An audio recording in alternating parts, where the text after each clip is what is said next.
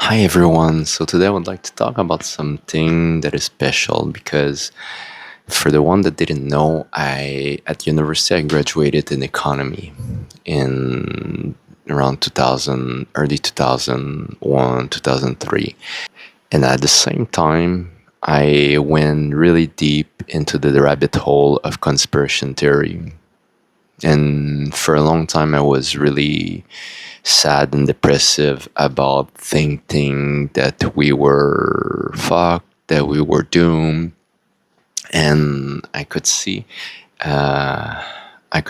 felt that I could see an impasse, and eventually I discovered climbing, alternatives, way of living, and spirituality, and I feel a lightness in my being. I feel more free and I also feel more positive into the outcome. But at the same time, I feel that a lot of people will be suffering in the transition. Hopefully, the one who are in the process already will suffer less, but who knows? I drafted this in my book probably between around 2012, 13 in the early stage of my spiritual journey because this wasn't actually coming from my spiritual journey, but I gave it a spiritual meaning. This actually, I drafted the first version of this in the early 2000s, and then my friend who helped me to do all those pictogram helped me to draft this one for my book. And I don't know if you heard about the New World Order, but I feel that it's even more relevant today because we are in a transition between the old system and the new system. And the new system, like the old system, is the capitalist system, the American system, and also the elitist, the meritocracy, and just the mainstream system. And I'm not 100% sure which system will win on the other side.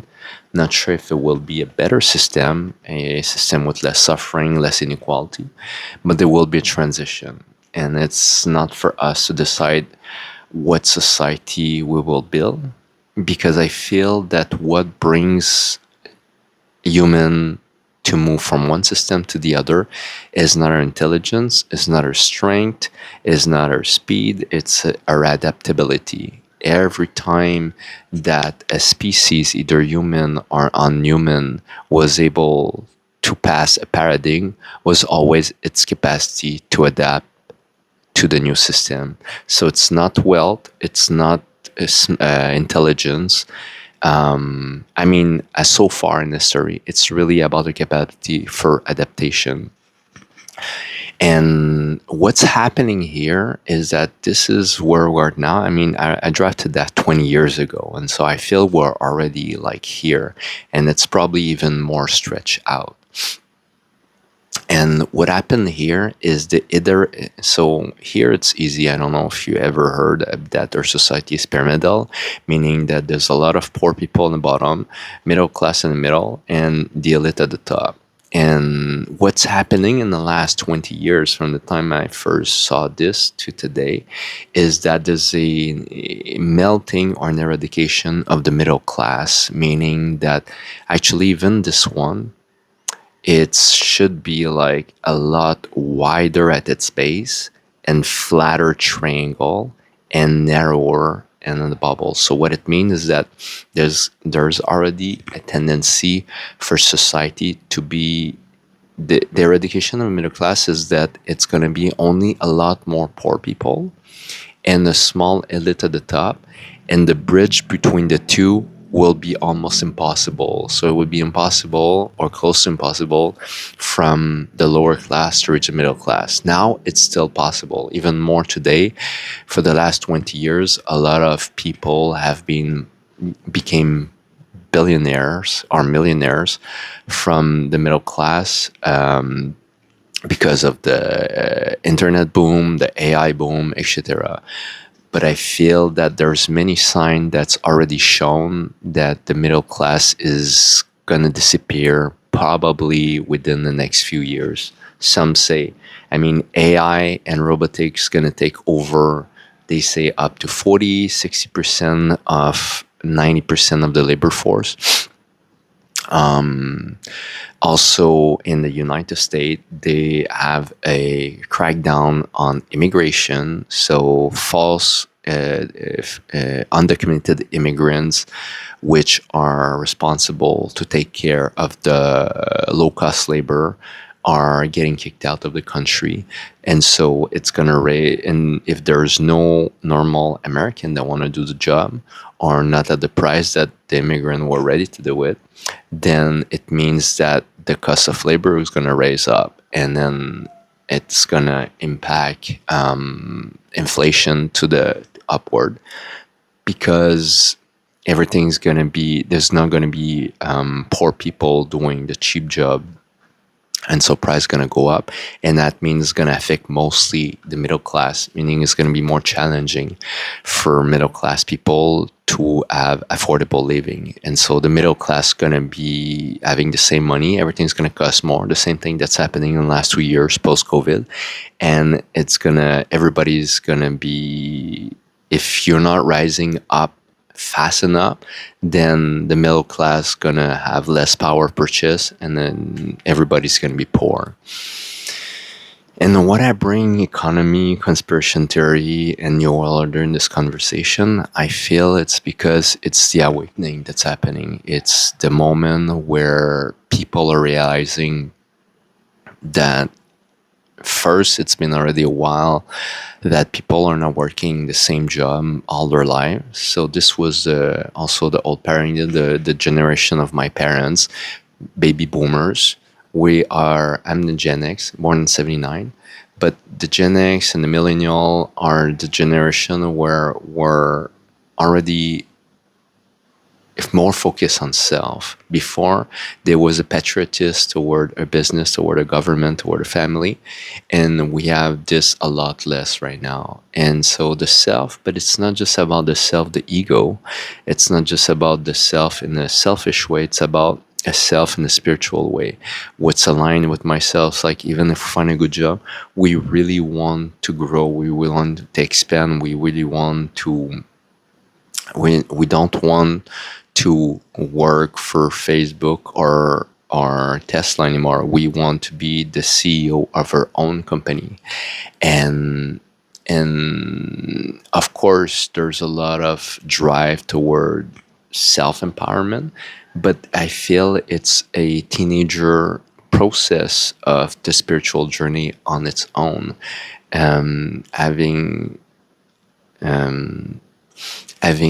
autonomous, I feel that it's an expansion of something that we have inside that want to grow, and most people don't have any idea.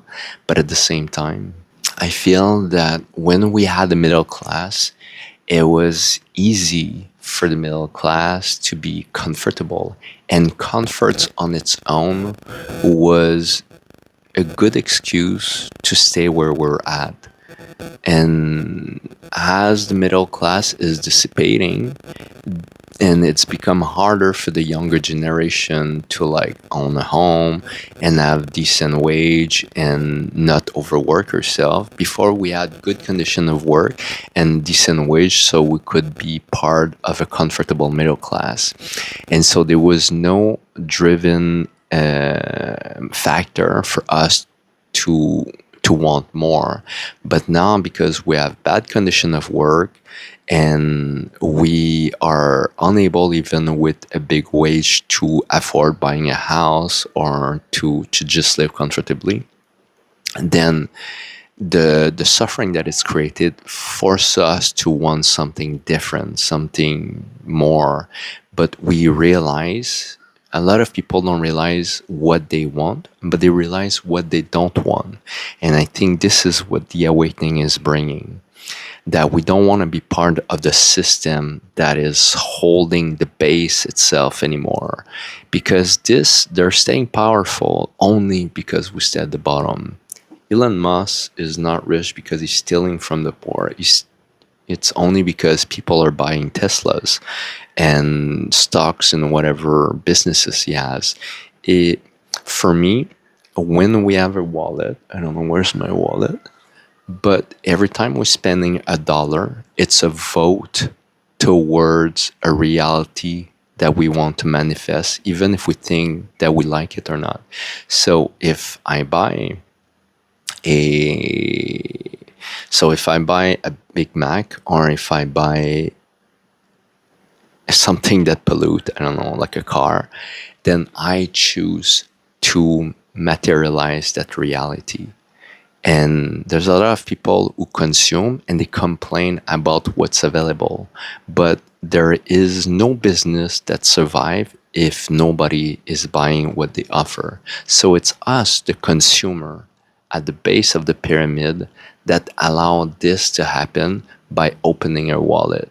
And of course, it's like we can complain that the rich should pay more tax, and then, but the thing is that it's a game. It's a game like Monopoly. The rules are set not for us, not for the little people, but at the same time, we have a power, and we have a power by not playing, by not standing under.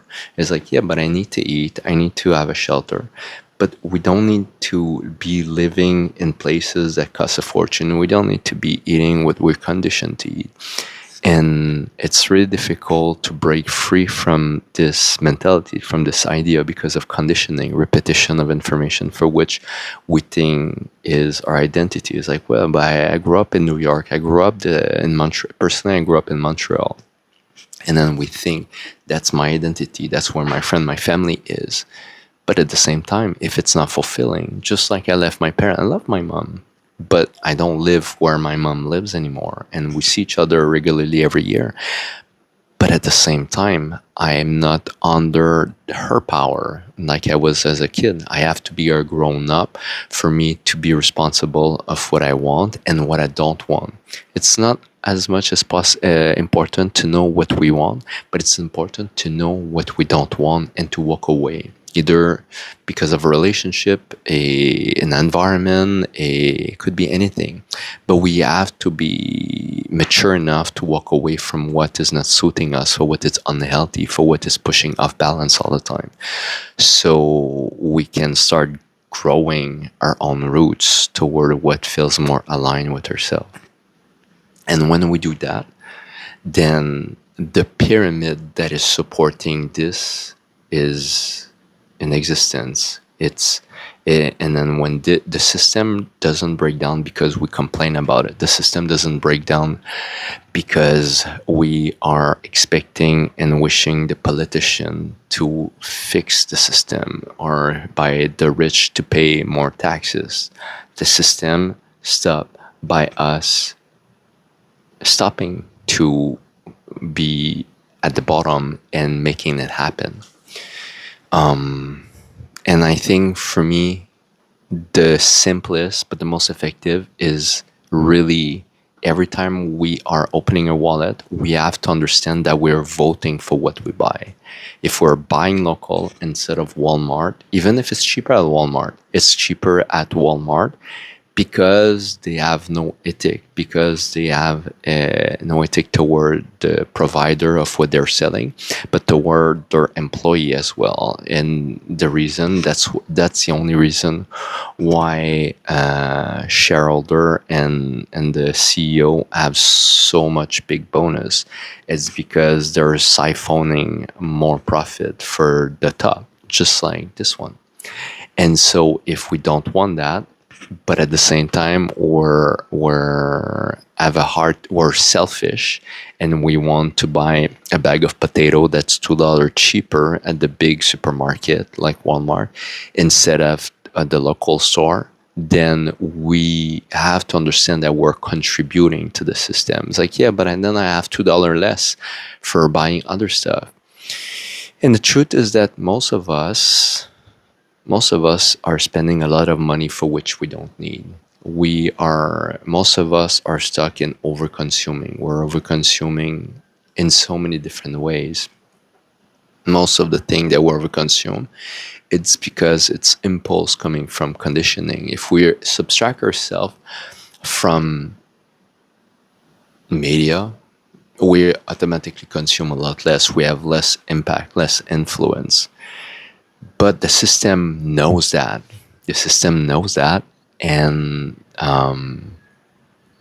the way I express it is that,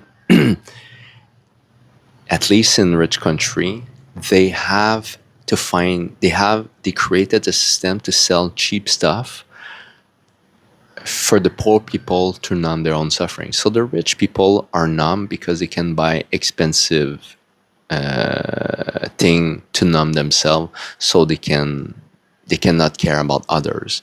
And us, middle class, even the poor people, we find cheap luxury. And like literally, you can buy a smartphone for under $100, and then probably like in India, you can buy a smartphone for $30. If we are able to constantly consume at least a level of luxury that is satisfying for us, then it numbs our worry. But if we are at a point where we are needing basic need, then there's gonna be a revolt, and then the pyramid will collapse, because they know that if every time that it collapses because there were too many people at the bottom that were fighting or are manifesting against the top. But if we keep those people artificially satisfied, they will not revolt. So it's for us to realize that we're artificially numb, artificially blind to artificial in a way, because a lot of people know there's a lot of wrong thing happening, but we're thinking that the responsibility to fix the whole picture is in the hand of other people, one that have more power instead of ourselves in their everyday action. Not about complaining on social media, really toward action. Words has no power if they're not correlated with practical action. Yeah, I really feel that challenging time are ahead of us. There's a merging of so much tension in every sphere. There's wars, there's crazy diseases, there's economic backlash coming from shortage of, I don't know, semiconductor, and there's a lot happening. There's a lot happening, and you can see from the time that like Elon Musk and many people reach 100 million to the time it's going to take them to reach $1 trillion. So it's 10x their money. It will take a matter of like couple years. But from the time it took from 10 million to 1 billion, it was many more years. So people who are rich are getting a lot more rich faster. So, and they're siphoning. This is getting higher, and this is getting a lot wider like this. And so it means there's a lot of really poor people and a narrow bottom, and maybe it's going to become inexistent. And there's going to be rich people floating on top, meaning that's going to be impossible for working class, middle class to access the upper rich one. Maybe people on YouTube, that's why I'm doing this.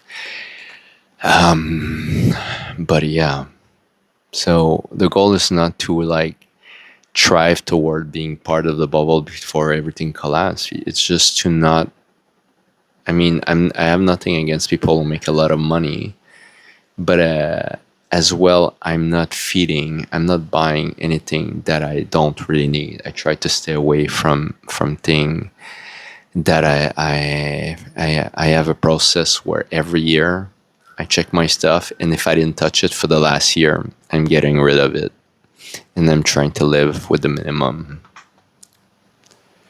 What else I have to say about this?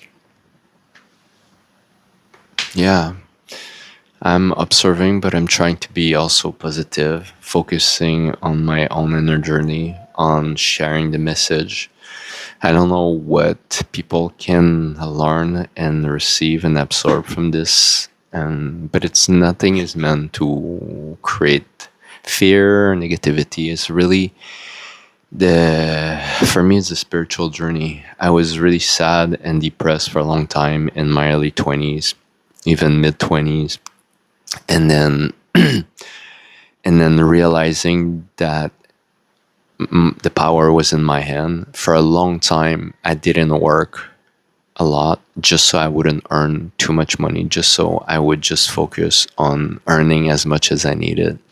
Life became extremely more expensive post COVID, and so there's a new desire for me to make more income, mainly because potentially I would want to start a family, and also I feel sometimes pressure by a partner, but it's mostly because I want to create a center toward healing, a center that is gonna have everything needed to heal people at all level, so they can be, I feel, without garbage in our body and in our mind and in our heart.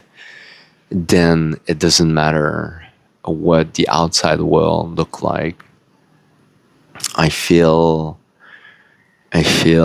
not disconnected from the suffering of others, but I feel that if I can focus on my own healing, then is a net positive for humanity. I'm wishing that there's people who have no choices from the suffering they're experiencing, and I'm wishing the best, of course. But for me, if there's no practical help I can provide, then being affected negatively in my own life creates a net negative. And so there's a lot of things that are negative happening, and just knowing about them doesn't change anything, doesn't help anything. I can think that I can give donation to random organization, to people that I don't know, and maybe it helps, but at the same time I feel that I want to help more people close to me in the community and attract people who can reach me for them to heal as well. I know it's a controversial subject. Let me know what you think about it. Um, and yeah, let me know what you think about this. It's a different kind of video because, but I just felt I was watching today about immigration, ISIS being more strict, not toward illegal immigrant, but toward they were arresting everyone, and because legal migrant in the state were stuck in jail in the worst condition, they voluntarily gave up the right of their title as living legally in America and flew back wherever they came from, because the process would take too long and the condition of living while waiting for them to be processed. They already knew they would be innocent, but it would take too long and it would be too much suffering in the condition where they were left for them to go through. So they decided to give up their green card and to fly back home. And this for me it brought me back to this picture that there's in United States there's an acceleration of everything to force the dissipation of the middle class. And yeah, I just want to create video of my impulse. I have the whole series of the image from the book that I will do video on, but because I want to do a video every day, and I also want to feel that I can talk about anything as I feel inspired, and hopefully I reach out most of you are enjoying this type of content. Let me know.